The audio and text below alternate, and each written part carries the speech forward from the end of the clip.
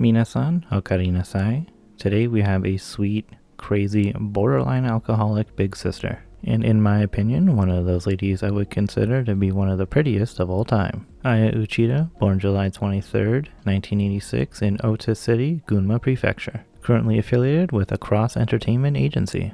Her family consists of her parents, a younger sister, and herself, and their family also raised a pet cat named Kiki.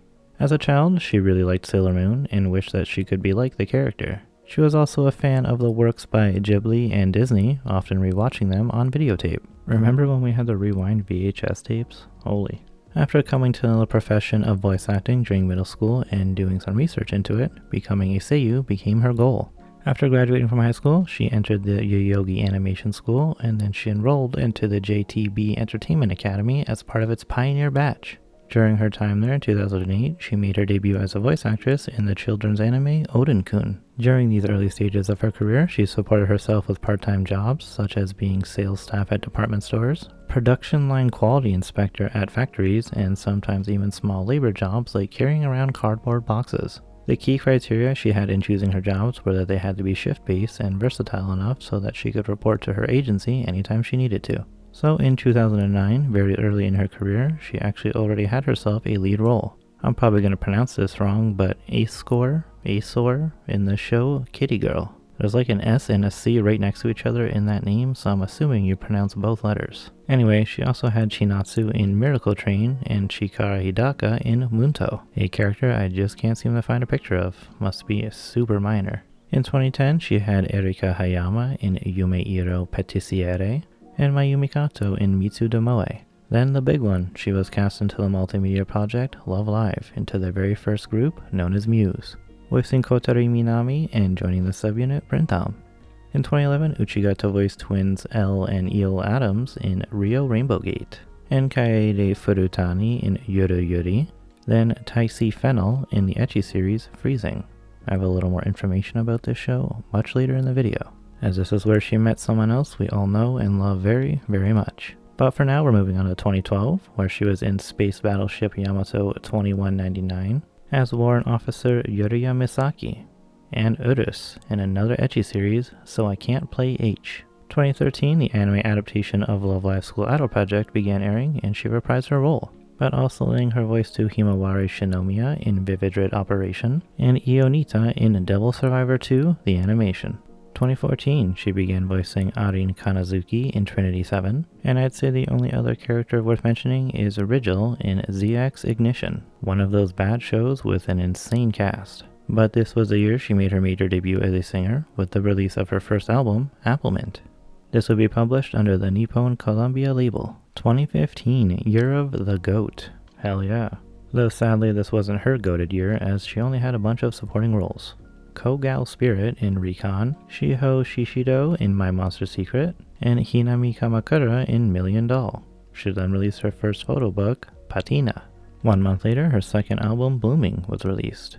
Then this was the year of the 9th Seiyu Awards, where her alongside the other Muse girls won the singing award. In 2016, she actually dropped 2 mini-albums on the same day, Sweet Tears and Bitter Kiss. She then left JTB Entertainment and joined Across Entertainment 1 month later. Also this year, she was part of Danganronpa 3 as Komaru Naegi, and in Izetta the Last Witch as Bianca. The last thing for this year is actually her very first single, Smile, Smile, which was also the opening to her very own TV program, Aya Uchida, Hello, My Music, Colors. Sorry if that sentence sounded weird, it's actually meant to have 3 different pauses in the title. Now 2017, she had the role of Marina in Chain Chronicle, then 3 characters in Kimono Friends, Lucky Beast, Kaban, and Mirai. She released a 3rd album titled Ice Cream Girl, and this was the year she had to take a small break for vocal cord surgery, something of which she first started to feel symptoms of back during her Love Live days. But on a more positive note, she had her second photo book, a swimsuit gravure, Bless, titled Ano Ne. Insert water joke here. Actually, no, you know what? I am going to go grab a drink of water. Alright, and we're back. I had a little bowl of roll of ice cream as well. Now where were we? 2018, one of her best years in terms of anime. She started to voice in the long-running shonen series Black Clover as Belle, the Wind Spirit. As a massive shonen fan, and Black Clover in particular, I was really excited to see this. Other things include Mitsuki Shimoya in Master of Ragnarok, Hatsume Alba in Release the Spice, Sachi Shinohara in Full Metal Panic Invisible Victory, and Kyo Shinooka in this series You Don't Know Gunma, which is a show meant to promote her home prefecture. Her second single, So Happy, was the ending theme. Then she had a best of album titled Aya Uchida Complete Box, 50 songs. 50. That's like 10 more than 40. Damn. 2019, she got herself a second Black Clover role, that being the lovely Fragile Tormenta, a member of the Royal Knight Squad. Great arc. Too bad her other teammates were scrubs. Other characters of hers include Frida in Ascendance of a Bookworm, and Inori Misuda in Kandagawa Jet Girls. Yay. And there's actually her most recent album titled Ephemera. Ephemera? What a weird word. Which apparently is an English word that means items of memorabilia. Never heard this in my life, but I guess you could have just called the album merch, but I digress. She also sang the ending theme of the Quintessential Quintuplets, her third single, Sign, which was actually a double release, the other track being Candy Flavor. And she actually voiced Matsui in the Quince anime as well. In 2020, Magia Record began to air, the sequel spin-off to the very popular Madoka Magica, and Uchi would voice Tsukasa Amane. There was also Elizabeth S. Altarin in Infinite Dendrogam, where her fourth single Reverb would serve as the ending theme. Then she had Ron in Real Romanesque and Shizuka Hattori in Strike Witches. 2021, another one of her best anime years, she voiced Padrona in To Your Eternity. Her first and only covers album, titled Cover Roots, which only had 5 songs, covers from shows like Lucky Star and A Certain Scientific Railgun. She even had 2 new singles this year as well, both color themed. Pale Blue being the ending for the first half of Let's Make a Mug 2, and Canary Yellow being the ending of the second half of the same series, where she would also voice Ryo Matsuse. There was also Alma in another Gunma series, Gunma-chan, and lastly Hina Yayoi in Watcha Primagi, something she also performs as in live action with many other Love Live girls. Seriously though, there's like 5 other girls in this franchise. Let's jump into 2022 real quick with 2 new shows. Shenhua Hachisuka in Engage Kiss, and Isana in RPG Real Estate. Look at this little cutie. And now for this year of 2023, she's had a new season of Gunma-chan and the Black Clover movie, then debuting into the new season of the Ito Junji collection as Izumi Murakami, and being in the Aristocrats Otherworldly Adventure as Silk Von Santana, co-starring with fellow Muse member Nanjo, while Soromaru is also there as a supporting character. Then the opening theme is Aya's newest 7th single, titled Preview, and currently she's in 2 shows this season. Asuka Kawato in The Girl I Like Forgot Her Glasses. Yeah, same here man, me too. And the other character being Iona in Hero Classroom. Now that's a good, simple anime title. And naturally, over the years, she has had some unnamed or super minor characters in shows like Duel Masters, Big Order, Haruhi Suzumiya, Occult Academy, Pop Team Epic, and World Break Aria. And some other anime that she has sang for that weren't her solo songs or like proper singles include Trinity 7's first ending theme, also the ending of the short form series I, My, Me, opening of the singular episode series Baby Princess 3D, but also Master of Ragnarok, Gunma-chan, and Kitty Girl, where she also sang the first 2 endings.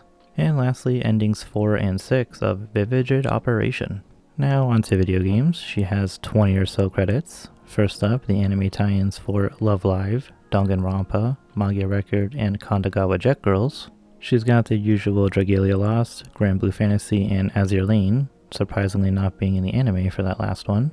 And some other more mainstream-ish games include Black Rock Shooter, Guided Fate Paradox, Bullet Girls, Cyber Dimension Neptunia, and Shin Megami Tensei Devil Survivor 2, which actually seems to be her first video game. Oh hey, after listening to this to check for mistakes, I realized this is also technically an anime tie-in for her. Specifically the show Devil Survivor 2 in 2013.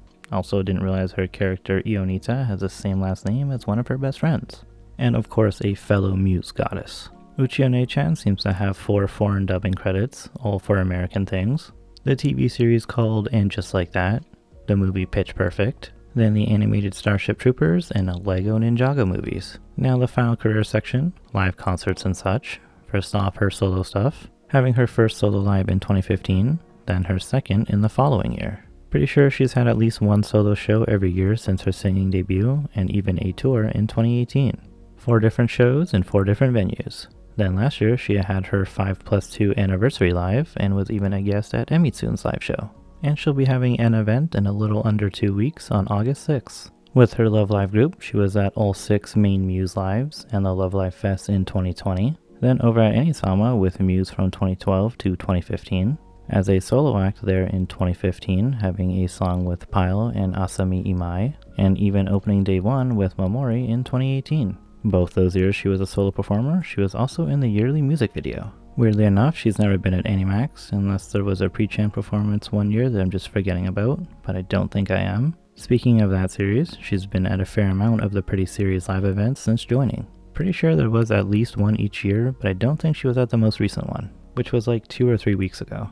But she was also on Airi Suzuki and Masayoshi Oishi's Ani-song cover show, singing Anata Dake Mitsu Meteru, which is a song by Maki Oguro, the ending theme of Slam Dunk, and actually one of my favorite Ani songs ever. So now we're on to her personality and hobbies. She's 158 centimeters or 5'2". On the socials, she's got both the Instagram and Twitter. Then there's also a YouTube channel that has most of her music stuff. She loves eating and has no food that she dislikes in particular. Her favorite snacks include rice crackers, potato chips, and rusk, which is basically just crunchy bread, and that's actually just the type of food that she likes the most. She likes the crunch. She can hold her liquor very well, and her favorite drinks are beer and red wine. She often binges on food and alcoholic drinks to relieve stress.